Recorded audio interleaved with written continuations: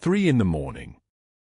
The diner sits alone on a corner in Boston, fluorescent lights humming like an insect trapped in glass, the checkered black and white floor stretching under neon that casts everything in shades of sickness and shadow. Dead leaves skitter across the empty parking lot, driven by October wind that cuts like a blade wrapped in ice. The air is dry and bitter, the kind of cold that makes breath visible, that makes your lungs burn. Mia Reynolds pushes through the diner door, and the bell above it chimes once, lonely, like a cry no one answers. Her left eye is swollen completely shut, the skin around it purple and grotesque, shades of plum and sick yellow bleeding into her temple. Handprint bruises circle her throat, dark and precise, like someone tried to strangle the voice out of her. Blood crusts her split bottom lip, dried brown against pale skin. Her thin jacket, the kind you buy at a thrift store for $3, hangs torn at the shoulder. One sleeve dangles loose where a seam has given way. She is shaking. Not from the cold, though the cold is real. From something deeper. From the kind of fear that lives in bones. She slides into a corner booth, her back against the wall where she can see the door, a habit so old it lives in her body without her thinking. The vinyl seat cracks beneath her weight. Through the diner window, across the street, a black sedan idles with its engine running, exhaust rising in thick plumes into the frozen air. Inside that sedan sits Aleandro Calabrese. He is 38 years old, and his face looks carved from stone. 6'2", broad-shouldered, wearing a charcoal suit that costs more than the monthly rent on Mia's apartment, the jacket cut to emphasize the width of his chest. His dark hair is swept back from his forehead, silvered at the temples, each strand in perfect place. But it is his eyes that stop you. Storm gray, intense, the kind of eyes that have watched terrible things and decided to become worse themselves. A thin scar runs from his left eye to his cheekbone, white and precise, a reminder of a night when mercy and survival made different demands on his body. He grips the steering wheel with both hands. His knuckles turn white. Aleandro Calabrese built an empire in the shadows of Boston. Guns, protection, money laundering, the kind of power that moves through the city like an invisible current, touching every corner, touching everything. But there is a history here, a wound that never closed. His brother, Marco, no, not this Marco, a different one, his brother betrayed him 15 years ago to Russian rivals. Aleandro was in prison for 4 months because of it. When he got out, his brother had disappeared, left the city, erased himself. Aleandro never found him. That emptiness, that unpunished betrayal, it calcified something in his chest. He became harder. Colder. The kind of man who does not cry, who does not remember what mercy feels like. Until tonight. The woman in the diner orders water from the night shift waitress, and her voice is barely a whisper, shattered like glass. She does not ask for a glass of water. She does not order it. She requests it the way you might ask someone for permission to keep breathing. The waitress, a woman in her 60s with tired eyes and dyed red hair, sets down a glass of ice water without comment. She has seen 1,000 women like this, or maybe this is the one woman she has seen 1,000 times, and there is no difference anymore. Mia wraps both hands around the glass. The ceramic is warm because the restaurant keeps everything at a temperature that mimics living, mimics heat, and she holds it like it is the only warm thing that has ever touched her skin. Then she pulls something from her jacket pocket. A child's shoe. Tiny. Pink. With Velcro straps, the kind you buy at a discount store for $6, the kind a child wears when they first learn to walk. The shoe is worn, the Velcro picked at, one strap loose. But it is here. She is holding it. She presses it against her chest, and her shoulders collapse inward, and she begins to cry without sound, the kind of crying that empties you completely, that leaves nothing inside. Aleandro watches through the diner window. The stale smell of coffee and grease drifts out through the cracked door, mixing with the cold air, mixing with the sound of the wind. His breathing deepens. His jaw clenches. In 15 years of building an empire from blood and loyalty and calculated cruelty, no one has ever seen him react to anything.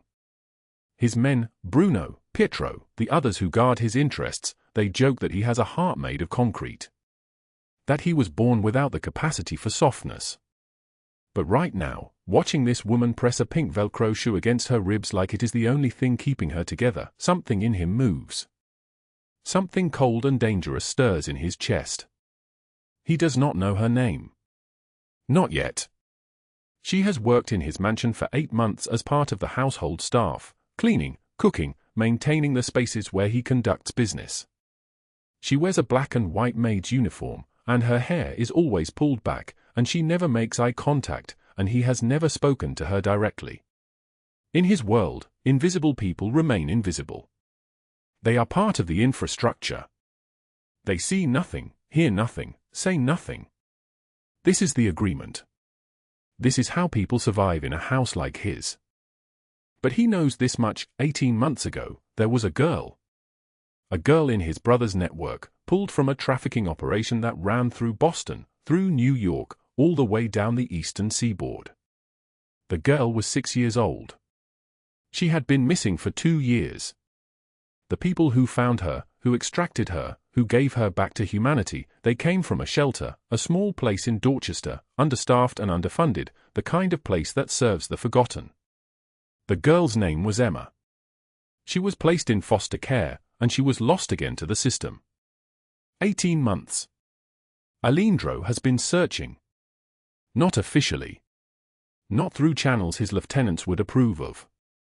But searching, always searching, for the person who reached into his brother's darkness and pulled a child back to light. The pink shoe glints under the neon.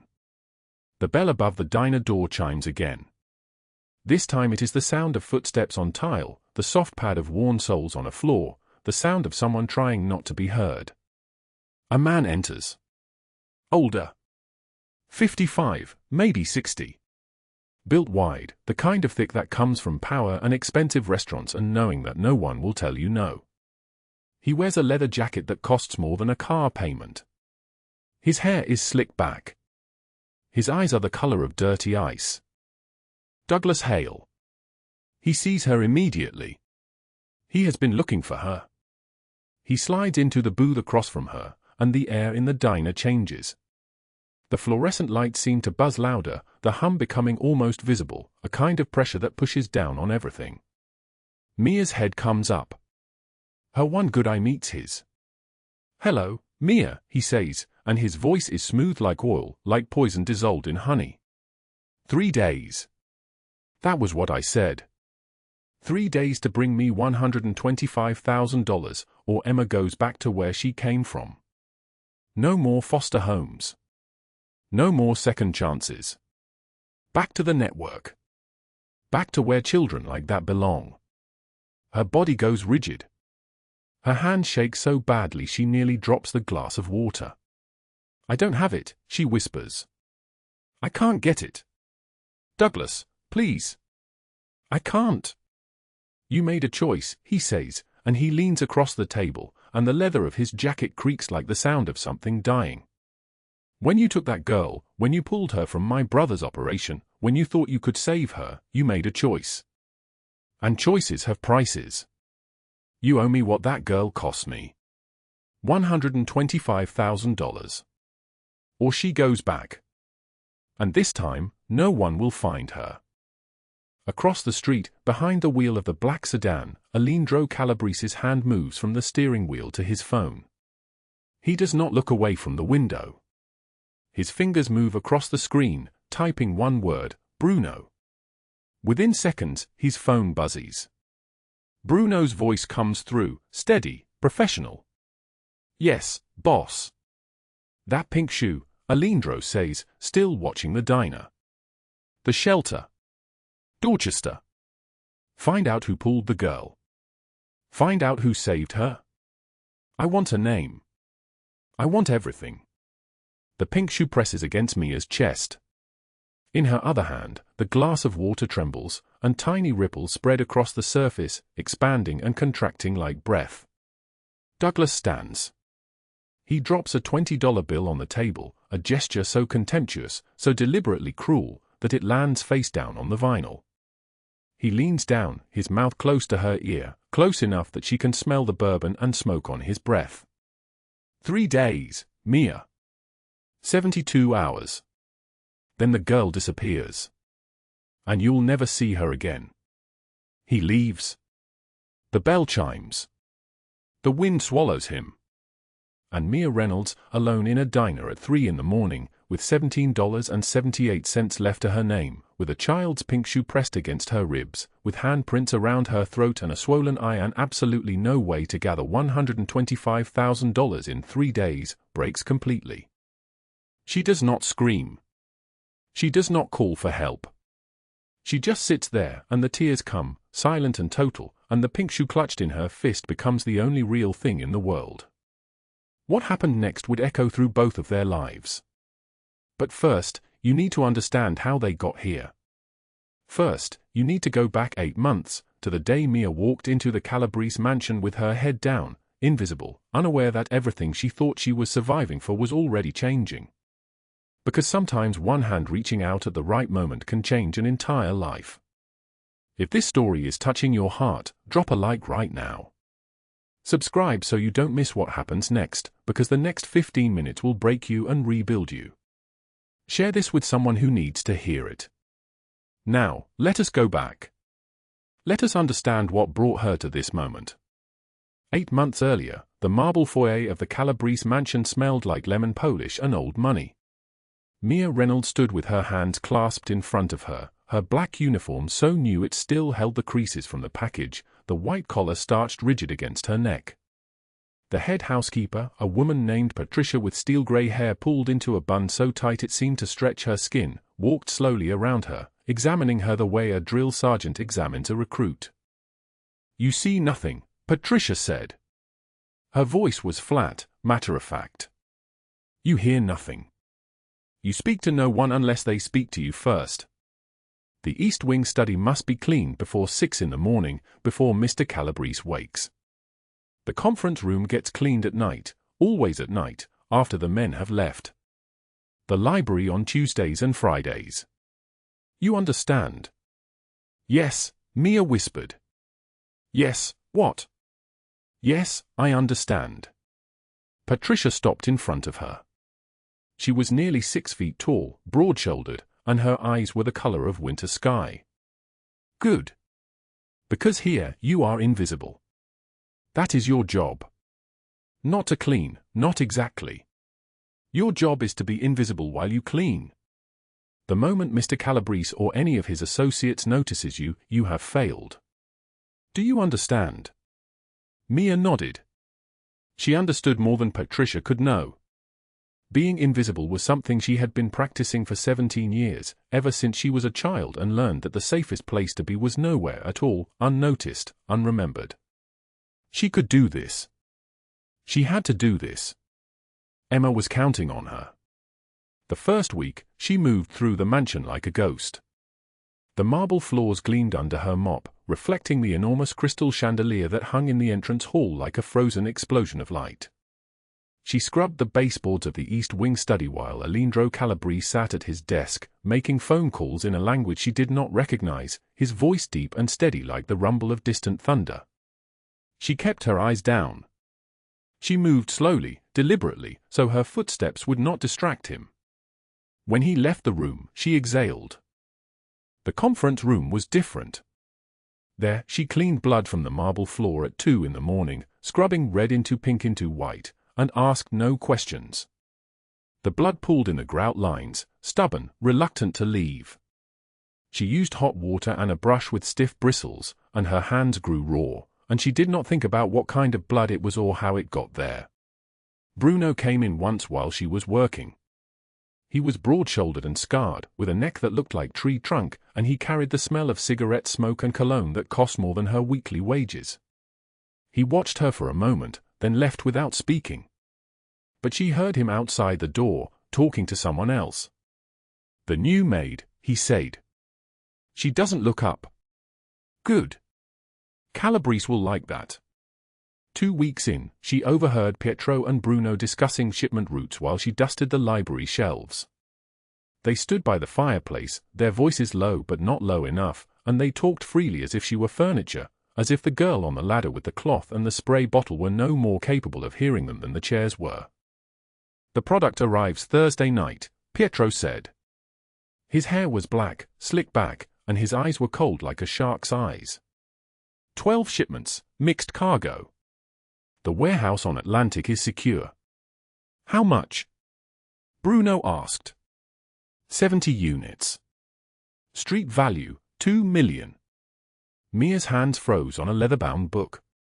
She did not know what 70 units meant, but the number 2 million floated in her mind like something poisonous. She kept dusting. She did not look down. She did not breathe differently. But her heart had begun to race, and she understood, without being told, that she had just heard something she was not supposed to hear. The invisible girl had been invisible at exactly the right moment. That night, she sat alone in the kitchen after the staff had left. The kitchen was enormous, with granite countertops and stainless steel appliances that reflected her small, tired face back at her. She opened her envelope and counted her wages, $18.40. She had been working for 2 weeks. She wrote the amount in a small notebook with a pencil so dull it barely made a mark.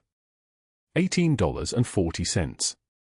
At this rate, it would take her approximately 6,856 weeks to save $125,000. That was 131 years. She closed the envelope and placed it back in her locker, in the back corner, behind the hanging uniform, in the space where no one would ever look. And next to it, she kept the shoes.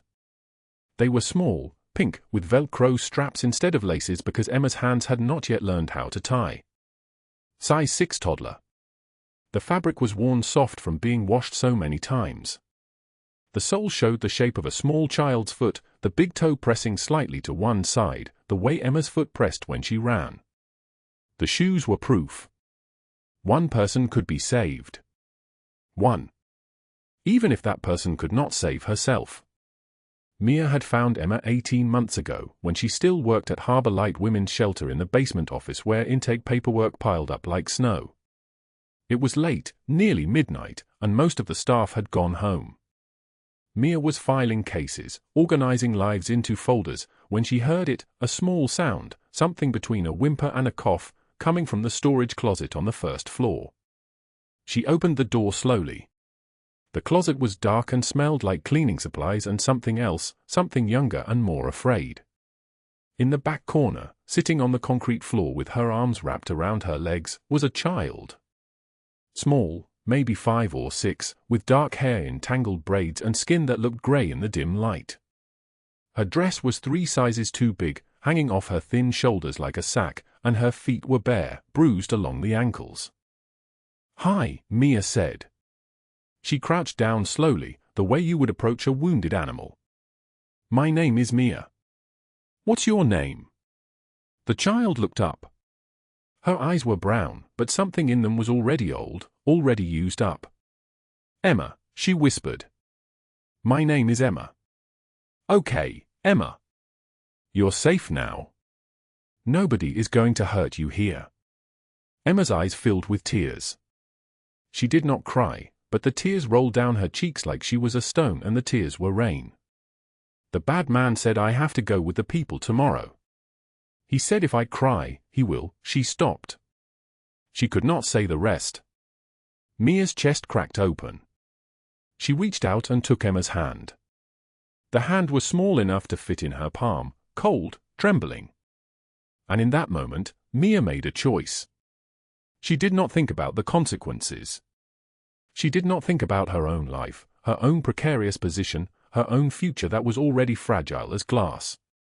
She only thought, I will not let anyone take this child. That night, she falsified intake documents. She created a new case number, buried Emma's real name in the system, claimed her as an emergency foster guardian, and hid her in the family placement database under a false name. It was illegal. It was dangerous. But it was the only thing she could do. For 8 months, she had kept Emma hidden. Hidden and safe and hers. Now, in the basement studio apartment that cost $680 a month, more than half of what she made, Emma slept in a small bed in the corner. The bed was second-hand, purchased from a thrift store, and Mia had painted the frame yellow to make it cheerful. Around the bed, she had arranged stuffed animals, all donated, all slightly worn, all loved by another child before they came to Emma. There was a bear with a missing eye. A rabbit with one ear sewn back on. A dog whose fur had faded from brown to almost beige. Emma stirred in her sleep, her hand reaching out, searching for Mia's presence even in dreams. Mia sat on the edge of the bed and carefully placed her hand in Emma's small one. The child's fingers closed around her thumb, even in sleep, even in dreams, holding on. "Why do you work so much?" Emma asked her the next morning.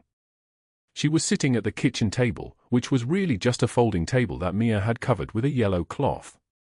Emma was eating cereal, the cheap kind that came in the large bags, the milk thinned with water to make it last longer. "You work at the big house at night, and you work at other houses on the daytime. When do you sleep?" "I sleep when you sleep," Mia said, though this was not true. She slept for hours a night, sometimes less. She slept in fragments, in stolen moments, her body never fully relaxed because her mind was always listening for danger. "But why?" Emma pressed. Her spoon was too big for her mouth, and milk dripped on her chin. "I don't need lots of things. I just need you." Mia sat down across from her. She took Emma's small face in her hands, gently, carefully, as if it were something sacred. "So we can stay together, sweetheart. So no one can ever take you away from me. So we can have a real home someday, with a real bed and a kitchen with a stove that works properly and a window that sees sunlight. That's why I work." Emma nodded seriously, the way children do, absorbing this information as if it were a law of nature. She went back to her cereal. What Mia did not know, what she had no way of knowing, was that someone was watching them. Across the street from the basement apartment, in a car with dark-tinted windows, Douglas Hale sat with his hands on the steering wheel, and he watched the light in the small basement window. He had been watching for 6 days. He had Emma's original intake photographs memorized, the way she looked before Mia fed her properly, before the fear started to fade from her eyes. He had studied the forged documents and worked backward through the system until he found the truth. And now he knew where she was. He knew where they both were. He checked his phone. The date was circled on his calendar. 3 months away. He could be patient. He could wait. But eventually, Mia Reynolds would pay her debt, or she would lose the girl. There was no third option. There was no way out. The wind rattled the car. Somewhere in the city, a siren wailed. And Douglas Hale smiled. The October wind cut through Boston like a blade wrapped in ice, and Mia Reynolds walked home from the bus stop with groceries that cost $14.32, 3 days of food stretched across plastic bags that cut into her palms. Her shift at the mansion had left her hands raw, her shoulders aching, her mind already calculating, if she picked up the late shift at the diner tomorrow, if she skipped lunch for a week, if she borrowed against next month's pay, maybe she could scrape together enough to make Emma's school lunch special for once. Her cracked phone buzzed in her pocket. She did not need to look at it. She already knew the sound of danger. The black van pulled to the curb ahead of her. 2 men stepped out first, their suits dark and expensive, their movements synchronized like they had done this 1,000 times before. Then Douglas Hale emerged from the driver's seat, and the temperature around Mia seemed to drop another 10 degrees. He was 53 years old but wore his age like armor. Grey suit, pressed and perfect. Hair slicked back, silver at the temples. His eyes were snake eyes, lidless, patient, empty of everything except calculation. He smiled without warmth, and that smile was the worst part. "Mia Reynolds," he said, his voice smooth as oil on water. "We need to discuss your debt." She froze. The grocery bags grew heavier in her hands. "I don't know what you're talking about," she whispered, though her body already knew. Her hands trembled. Her breath came shallow. Douglas stepped closer. His men blocked the sidewalk behind her. There was nowhere to run.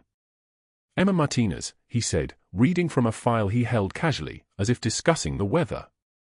"Federal case number 847 HLB. Falsified documents. Interstate transport of a minor. He closed the file. That little girl was worth $125,000 to my clients. You stole her. Now you owe me. Mia's voice cracked. I saved her from you. Prove it, Douglas said, stepping so close she could smell his cologne, expensive and suffocating. In court. With what lawyer? With what evidence? You're a maid with a criminal record for fraud. I'm a registered child welfare consultant with 23 years of clean documentation. Do you understand the position you're in? The van side door slid open. A woman stepped out, 61 years old, pearl necklace catching the streetlight, face sharp and cruel as broken glass. Margaret Harrington. The woman who, 18 months ago, had made a single phone call that destroyed Mia's career. One lie, repeated at every shelter, every agency, every place Mia tried to work. Theft. Fabricated reports. Endangerment of minors. The lies had spread like poison through every social services network in New England. No one would hire her. No one would listen to her. She was untouchable, invisible, nothing. Hello, Mia, Margaret said, her smile ice. Still trying to play hero? I've already contacted 6 family court judges. Your foster license was revoked yesterday. Douglas has full legal standing to reclaim his consulting fees. Mia's legs felt like they might collapse. Why are you doing this? She whispered. Margaret's laugh was brittle. Because women like you, self-righteous, reckless, poor, need to learn their place. 3 days, dear. $125,000. Or that little girl goes back into the system where she belongs, and my colleagues will ensure she never leaves again. They left her standing there, the grocery bags hanging from her hands, her body pressed against a brick wall on a Boston street where no one stopped, no one helped, no one cared.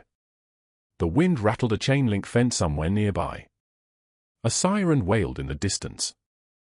Mia pulled her phone from her pocket with shaking hands and checked her bank account. $17.78. All of it. Everything. She had no idea, as she walked home through the October darkness, that this moment had already been witnessed. That someone else had been following her.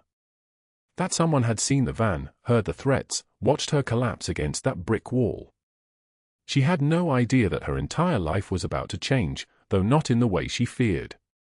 2 days later, Mia pushed the marble floors of Aleandro Calabrese's mansion at midnight, her hands raw and bleeding, her eyes hollow from no sleep. The mansion was silent except for the sound of her brush against stone, a whisper, a prayer, a sound like surrender.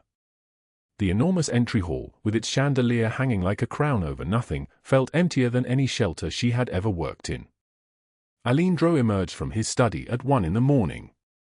He was tall, muscular, dressed in a black shirt with sleeves rolled to the elbows, revealing the dark lines of tattoos that wound up his forearms. His face was sharp, all high cheekbones and a scar that ran from the outer corner of his left eye down to his jaw, a map of violence written in white lines against darker skin. He was Korean-Italian, a rare combination in Boston's underworld, and he moved like he owned not just the mansion but the city itself, the world, the very air around him. He stopped at the top of the entryway stairs and watched Mia for 30 seconds. She did not look up. "You have worked here 8 months, he said quietly, his voice deep and solid like an oath. "I do not know your name." She froze, still kneeling on the cold marble. "Mia, sir," she managed. "Look at me, Mia." She raised her eyes for the first time. He saw dark circles so deep they looked like bruises, exhaustion that had settled into her bones, and something else, a fear that flickered behind her pupils like a candle about to go out. He studied her for another moment, then dismissed her with a gesture. "Continue," he said, and disappeared back into the study. Bruno, his lieutenant, a broad-shouldered man with salt and pepper hair, was waiting in the hallway. "Boss, she's just a maid." "No," Aleandro said, not turning back. "She is hiding something." The next night, Mia received a text message. It was from Douglas Hale. The words were simple: Warehouse District. Pier 7. Midnight. Bring $50,000 down payment or I file the paperwork tomorrow. She did not have $50,000. She did not have $5,000. She had $17.78, which she would not touch because that was Emma's emergency money, the amount she had sworn on her mother's grave she would keep separate, untouchable, sacred. But she went to the warehouse anyway. The warehouse district at midnight smelled like oil and rust and salt water from the harbor. The wind howled through broken windows, carrying with it the sound of chains and metal grinding against metal. Mia's thin jacket was no protection. She had wrapped Emma's pink shoes in a plastic bag, tucked them against her heart like a prayer. Douglas Hale waited with 2 men. The warehouse was empty except for stacks of pallets and the echo of their breathing. "Where's the money?" Douglas asked. Mia held up the envelope she had prepared. "I need more time. I'm working 3 jobs, I can get." Douglas moved like a snake. His hand shot out and grabbed her by the throat, slamming her backward against the concrete wall. The impact knocked the wind from her lungs. She gasped, clawed at his wrist, but his grip was iron. "You think this is negotiable?" he hissed, and his thumb pressed against her trachea. She could not breathe. The world began to tunnel. He released her, and she fell to the freezing floor, coughing, gasping, tasting blood. Margaret Harrington stepped from the shadows where she had been waiting. "Should have taken my advice 18 months ago, dear. Some children aren't worth saving." One of Douglas's men kicked Mia in the ribs. Once. Twice. She curled into herself, her arms wrapped around her stomach. "Last chance," Douglas said, breathing hard. "Tomorrow. Noon. Full $125,000. Or I file the paperwork, and Emma goes back into the system. And this time, you will never see her again. This time, you will know exactly where she is and know you cannot reach her. Do you understand?" Mia nodded, unable to speak. They left her bleeding on the warehouse floor, the echo of their footsteps fading into the night. She stumbled 7 blocks to the all-night diner on Hanover Street. The checkered floor was black and white and endless. The neon open sign buzzed like an insect dying. A few empty booths. The smell of stale coffee thick enough to choke on. It was 3 in the morning. The waitress, elderly and kind, poured her a water without asking, as if she could see through skin and bone to the wound underneath. Mia collapsed into the corner booth, her left eye swollen shut, handprint bruises blooming purple-black across her throat like flowers growing in poisoned soil, her lip split and bleeding onto her collar. She pulled Emma's tiny pink shoe from her jacket pocket, pressed it against her forehead, and sobbed silently into the warmth of the water cup. The ceramic was warm. It felt like mercy. "I'm sorry, baby," she whispered to the empty booth.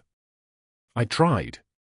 What she did not know was that Aleandro Calabrese had noticed blood on the marble floor that morning, blood she had tried to clean away, but not carefully enough. He had followed her from the mansion that night. He sat now in his sedan across the street, watching through the diner window, his hands gripping the steering wheel. Bruno sat in the passenger seat, exhausted. "Boss, it's just some maid who got beaten by her boyfriend. Not our business." Aleandro did not move.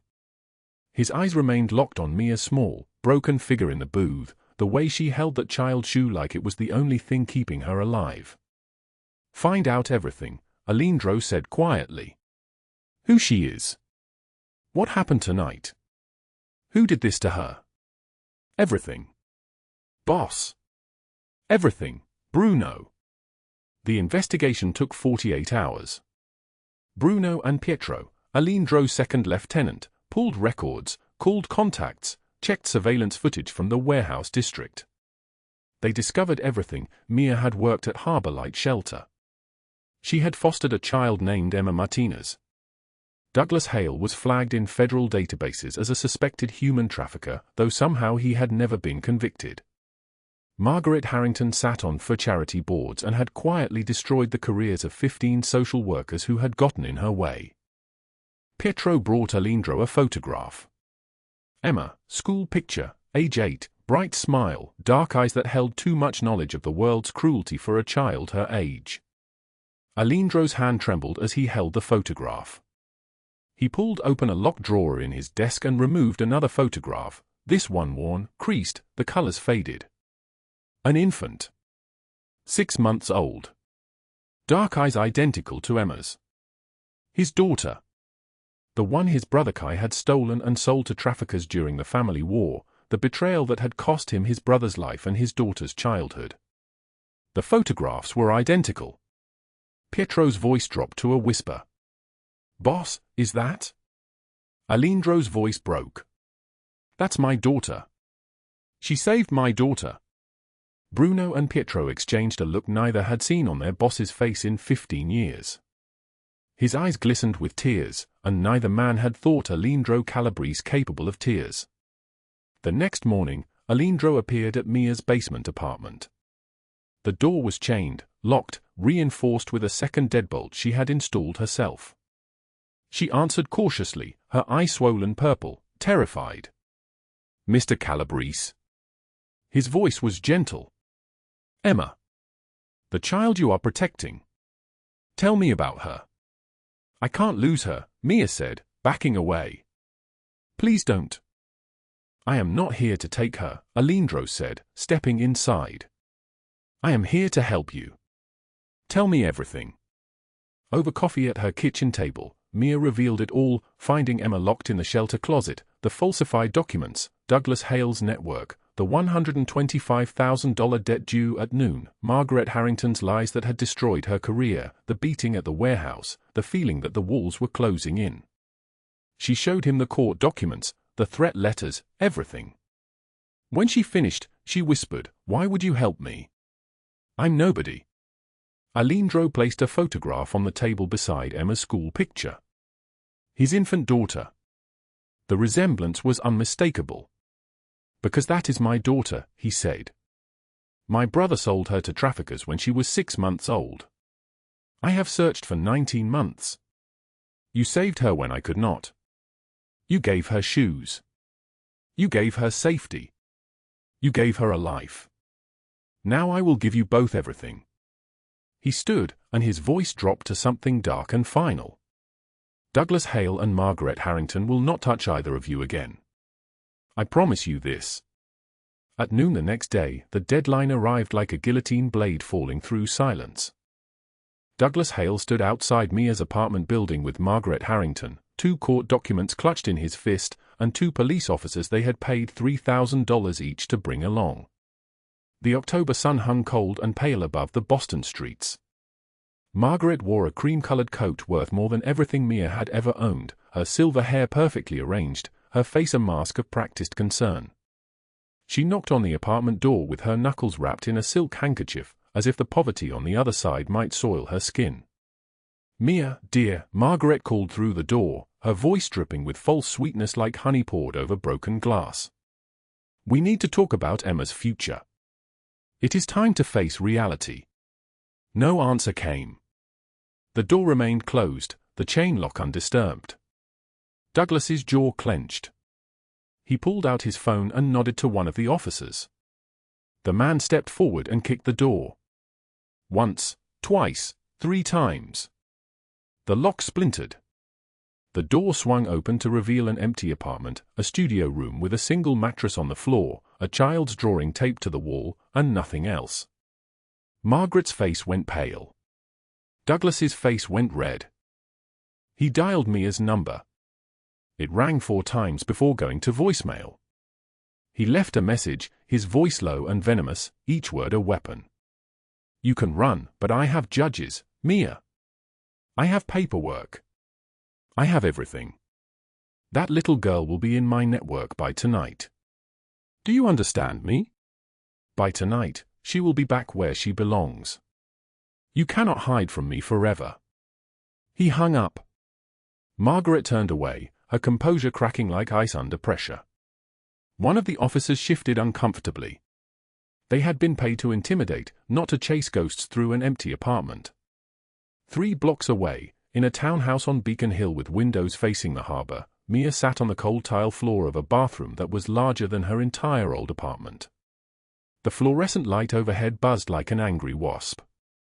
She held Emma's first pair of shoes in her trembling hands, those small pink sneakers with the Velcro straps that she had bought with her own money 18 months ago, the day Emma stopped being a ward of the state and became a person with a name. Her reflection in the mirror showed her the truth she could no longer deny. Purple eye swollen shut. Bruises on her throat in the shape of a man's fingers. Split lip held together with butterfly bandages. Her dark hair hung limp and unwashed. She looked like a woman drowning, and the water was still rising. The rain had started an hour ago, October rain that hammered the bathroom window like accusation, like the fists of everyone who had ever told her she was not good enough, not strong enough, not worthy. She pressed the shoe to her chest and her body shook with something that was not quite crying and not quite breathing. The internal voice in her head, the voice that had grown louder with each day of struggle, spoke with Douglas's accent, Margaret's tone, the world's certainty. You were stupid to think you could save her. You have no money. You have no power. You have no proof. The courts will believe them. The judges will rule against you. Douglas is right. They will find her. They will take her. They will put her back in that closet, and this time, you will not be there to pull her out. You failed. You always fail. You are nobody. She set the shoe on the sink edge beside the fluorescent light's glare. Her hand shook so badly she could barely stand. The rain outside sounded like 1,000 people whispering. Then came a sound softer than rain. A small knock on the door. Mia? A child's voice, thin and careful. Can we read books? That voice. That one small voice belonging to a 6-year-old girl who had learned in this house to ask permission for everything, to doubt her own desires, to speak as quietly as possible. Mia's hand moved to the doorknob before her mind caught up. She opened the door and Emma stood there in an oversized sweater that Aleandro had brought, her hair in careful braids that a nanny had woven that morning, her eyes dark and serious and searching. Yes, sweetheart, Mia said, pulling her close, pressing her face against Emma's hair. We can read books. We can read all the books you want. Emma's small arms wrapped around Mia's neck. She was so light, so impossibly light, like she might blow away if the wind shifted wrong. But she held on. At that exact moment, 6 blocks away in the federal building, Aleandro Calabrese made a single phone call. Agent Patricia Morrison answered on the first ring. She had been waiting for this call for 6 years. 6 years of building a case against Douglas Hale that kept collapsing, case after case, witness after witness recanting their testimony out of fear or bribed into silence. 6 years of watching a man destroy lives while the law's hands remained tied. I have what you need, Aleandro said quietly. His voice carried no emotion, only certainty. Everything. What Aleandro provided in the next 3 hours filled 4 file boxes and a laptop containing encrypted financial records that took 3 FBI forensic accountants working simultaneously to decrypt. Names of 12 women Mia had helped document at the shelter, their statements detailed and precise. Offshore account numbers routing payments from Douglas Hale to 6 different judges across Massachusetts. Wire transfer records showing Margaret Harrington's payments to Douglas, $50,000 here, $75,000 there, for every name that disappeared from foster care records, every child that was processed through Douglas's network instead of placed in legitimate homes. And photographs. Photographs of children in Douglas's warehouse facility, documentation of intake dates, medical records showing falsified health certificates. Photographs of Margaret Harrington signing documents at Douglas's desk, her elegant signature on bills of sale that were not bills of sale at all, but something far darker. By 4:08 a.m. the next morning, 12 FBI agents in tactical gear moved through the pre-dawn darkness like shadows that had learned to breathe. The first team hit Douglas Hale's office building in downtown Boston. Boots struck marble floors in perfect synchronization. Doors splintered under battering rams. Agents moved through filing cabinets and desk drawers with the precision of surgeons, evidence boxes filling in real time. Douglas's computer was still warm when they unplugged it. The second team moved simultaneously toward his warehouse in Dorchester, the same building where Mia had been thrown against a concrete wall 3 days earlier. Fluorescent lights flickered on, revealing crates and records and 17 pieces of evidence that sealed 43 separate counts. The third team arrived at Margaret Harrington's Beacon Hill mansion at dawn. She answered the door in a silk robe, her silver hair still in its nighttime arrangement, and the color drained from her face before she even understood what was happening. Agent Morrison entered first, her badge held forward. "Margaret Harrington, you are under arrest for conspiracy to commit human trafficking, bribery of public officials, and obstruction of justice. You have the right to remain silent." Margaret's hand gripped the marble counter of her entry table. A Limoges vase fell and shattered across the floor. "This is a mistake," she whispered. "I am on the governor's charity board. This is a mistake." Behind her, agents dismantled her study like they were disassembling a bomb. They pulled files from her personal safe, 47 folders containing correspondence with Douglas, payment schedules, judge appointments, everything. Photographs of Margaret at society events while women's lives collapsed in her calculated wake. She was led out in handcuffs as news cameras broadcast live to every network in New England. The wealthy philanthropist, the woman whose name appeared on the donation plaques of 3 museums and a children's hospital, was escorted into a black SUV with cameras flashing like 100 tiny suns. Douglas Hale was dragged from his bed at his Brookline estate, a house purchased with money that came directly from the sale of human beings. He was still in his pajamas, silk pajamas that cost more than Mia's monthly food budget, when the agents came through his bedroom door. He fought them for exactly 7 seconds before understanding that resistance was futile, then collapsed into silence as cold and absolute as a tomb door closing. They found him on his front lawn 20 minutes later, on his knees, handcuffed, trembling like a cornered animal that finally understands there is no escape.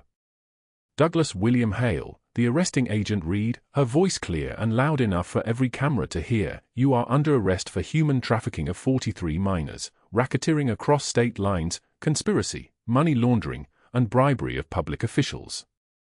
You have the right to remain silent." Douglas screamed. He screamed that he had lawyers, connections, money for appeals. He screamed that the evidence was planted. He screamed until his voice broke into sobs and the cameras captured every moment, every tear, every moment of his complete and utter collapse. By 8 a.m., every news station in Boston led with the same story.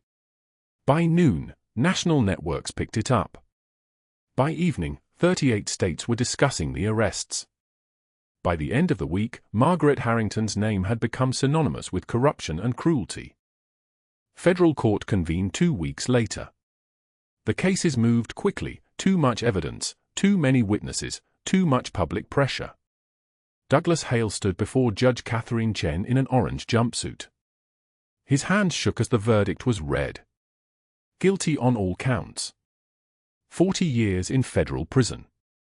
No possibility of parole. He collapsed into his chair and wept openly.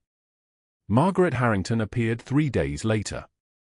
She wore a black dress, pearls removed, her hair pulled back severely. She stood motionless as Judge Chen read her sentence. Guilty on all counts. 40 years in federal prison. Restitution to be paid to all victims in the amount of $2.4 million. Her family sat in the back row. As she was led away, her daughter stood and walked out without looking back. Her son followed. By the end of the hearing, not one family member remained in the gallery. In the back row, Aleandro Calabrese sat with Mia Reynolds beside him, Emma between them holding both their hands. When the judge struck the gavel, a sound that resonated through the courtroom like thunder, Aleandro leaned close to Mia and his voice dropped to something barely audible. "Too quick," he whispered. "Too easy. Too merciful. But it is done. She is safe now. Emma is safe." Mia did not respond. She could not. Her body was shaking with something between relief and disbelief, like a person who has held their breath underwater for so long they have forgotten what air tastes like. Emma squeezed both their hands and looked up. "Does that mean we can go home now?" she asked. The question hung in the courtroom air like a bell that had just been rung. The courtroom fell silent as the gavel struck like thunder. Guilty. 40 years. No parole. Douglas Hale collapsed into his chair, a man whose power had evaporated the moment the evidence was presented, the photographs, the names, the children he had sold like merchandise. Margaret Harrington stood motionless in her black dress, pearls removed, watching her entire world burn. Her daughter stood and walked out. Her son followed. By the time Judge Catherine Chen finished reading the verdicts, not one family member remained in the gallery. In the back row, Aleandro sat beside Mia Reynolds, Emma between them holding both their hands. When the gavel fell, Aleandro leaned close, his voice dropping to barely a whisper. "Too quick," he said. "Too easy. Too merciful. But it is done. She is safe now. Emma is safe." Mia could not respond. Her body trembled like a person who had forgotten what air tastes like after holding their breath underwater for years. Emma squeezed both their hands and looked up. "Does that mean we can go home now?" The question hung suspended in the courtroom air like a bell that had just been rung. 6 months later, Mia sat in a lawyer's office on the 42nd floor of a glass tower in downtown Boston. The city spread below her like a kingdom she had never belonged to, and yet here she was, signing documents that would make her kingdom permanent. Her hand shook as she wrote her name on the final adoption papers. The lawyer, a woman with kind eyes behind silver-rimmed glasses, placed the stamped certificate in front of her. "She's completely and legally yours," the lawyer said. "No one can ever take her away again." Mia could not see through her tears. She held the certificate against her chest and wept quietly, the sound of her crying the only sound in the room. In her locker at home, Emma's first pair of shoes still waited in a plastic bag. She had kept them for 18 months as proof that one person could be saved. Now that person was legally hers. Forever. Aleandro had offered her a position 2 weeks after the sentencing, sitting across from her at the dining table of his legitimate office in the financial district. The room smelled like mahogany and ambition. Morning light caught the gold watch on his wrist, the same watch that had appeared in photographs at Douglas Hale's trial, a symbol of power so absolute it frightened her. "I want you to run my foundation," Aleandro said. His voice was deep and solid like an oath. "The anti-trafficking work. You understand it. You have lived it." Mia stared at her coffee cup, steam rising like ghosts. "I'm not qualified," she whispered. Aleandro leaned forward. "You saved children from trafficking networks while working 3 jobs with no resources, no protection, no safety net. You are the most qualified person I know." She accepted. The foundation office occupied 2 entire floors of a building in Back Bay. Mia walked through glass doors marked with the name she had chosen, House of Hope, and felt the ground shift beneath her feet. She was not invisible anymore. She was not a maid, not a night shift waitress, not a woman bleeding from split lips in a diner at 3 in the morning. She was the executive director of the largest anti-trafficking foundation in New England. The paychecks appeared in her bank account every 2 weeks. The salary was $40,000 per year. She had never seen $40,000 in her entire life. In October, Emma started at Commonwealth Academy, the best private school in Boston. Aleandro mentioned it casually over dinner, as if scholarship approvals were simple administrative details. "The school accepted her," he said. Emma bounced in her chair, screaming with joy. Mia froze, fork suspended halfway to her mouth. "How?" she asked. Aleandro met her eyes. "She scored in the 99th percentile on their entrance exam," he said simply. "The scholarship was earned." He did not mention that he had ensured the application fee was waived, that he had made certain her previous address would not disqualify her, that he had quietly spoken to the headmaster over coffee about a little girl who deserved a chance. He simply sat there and watched Emma dance around the kitchen, and something in his expression, a softness that Marco and Pietro had never seen in 15 years of working for him, shifted into something almost vulnerable. Bruno arrived at Mia's apartment on a Tuesday afternoon when her car would not start. She did not call him. She did not need to. Somehow Aleandro knew. Bruno appeared with tools, spent 2 hours fixing the transmission, and refused payment so firmly that arguing felt useless. "Boss says it's done," Bruno said. He gave Emma a hard candy from his pocket, the gesture awkward but deliberate, and left without another word. That evening, Mia found an envelope under her door containing the receipt for $800 in car repairs, marked "paid in full" in handwriting that was not Bruno's. At Emma's school play in November, Aleandro sat in the back row of the auditorium. He wore a dark suit that cost more than Mia's monthly salary. Emma played a tree in a production of The Giving Tree. She stood on stage with her arms stretched out, delivering her 3 lines with complete seriousness. "I am strong. I give shelter. I give love." Aleandro watched, and when the lights reflected off his face, it was clear that he was crying. He left before the applause ended, before Mia could see him. That night, Pietro cornered Bruno in the hallway of their headquarters. "Boss has never attended a school play in his life," Pietro said. Bruno shrugged, opening a beer. He's never had family in his life. The words hung between them like a confession. 9 months after Douglas Hale's sentencing, Mia sat across from Aleandro in a small cafe in Cambridge. Autumn light filtered through the windows in shades of amber and gold. She had rebuilt her life in slow, careful steps. She ran the foundation successfully, lived in a modest but safe apartment, carried herself with the quiet confidence of someone who had survived and kept surviving. She was no longer his shadow. She was his equal in strength, if not in power. Aleandro held his coffee cup but did not drink. He set it down slowly. "I need to tell you something," he said. His voice carried the weight of careful words. 9 months ago, I followed you because I was trying to understand why a woman with nothing would risk everything for a child who was not hers. Then I discovered Emma was mine, stolen from me when she was an infant. But now," he paused, meeting her eyes directly. "Now I follow you because when I see you, I see the only person who has ever chosen mercy over survival. And you make me believe I can too." Mia's eyes filled with tears. They spilled down her cheeks without permission. "You saved us," she said. Aleandro reached across the small table, took her hand in his. His fingers were warm. His grip was gentle. She did not pull away. "You saved her first," he said. "You saved me second.